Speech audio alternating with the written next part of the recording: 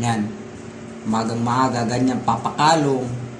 Aga-aga nagpapakalong. Paano na ako nito? Pagod na ang paa ko. Ha? Kuko. Pagod na yung paa ko eh. Naku, kikis talaga. Pagod na pa ako. Ilan na yung kumalong. Bakit kayo ganyan kay mami? Bakit? Gabilab si mama. Binata. Binata na ito si Coco. Binata na po ito eh. Akala ko nito hindi mabuhay noon kasi nakakain ito ng buto ng mangga tapos nagsuka. Hindi na talaga siya kumain ng 24 oras. Akala ko talaga wala na si kuya ko, Coco. Kaya yung konting pila ni mama napunta sa bit. Paturukan ko ito ng para hindi siya ma-dehydrate. At saka yung gamot sa gamot. Tapos sila, ito lang nauna. Ano palang edad nito? Siguro mga 5 buwan. Kakulitan. Ayan. Ngayon, tinan nyo naman po.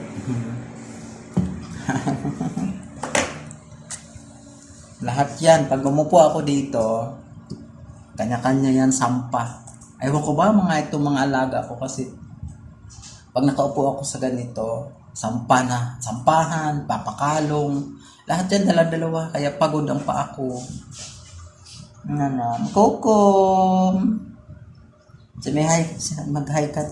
Hi, Ma'am Sharon. Good morning. Love-love kami ng ma'am. Binata ito. Ang lakas. Ang laki nito. Grabe, ang laki-laking mama. Ang pogi pati, oh. Nainggit, oh. Nainggit, oh. Nainggit ang maldita, oh. Nainggit. Wali ka na, ikaw na. Siya papayag na hindi makyat. Kaya talaga siya. Ayan pa. Kaya nga sabi ko hirap ako ng pag umupo ako hirap ko kasi dala-dalawa yung nakasampa. Simukang Kaya lagi ako nakaganito kasi masakit yung mga kuko nila. Ayan, si Junior. Si Kuya Junior ito napakaano nito, maligalig, pero mabait na bata. Wala akong masabi sa anak ko na to. Shout out. Ayan.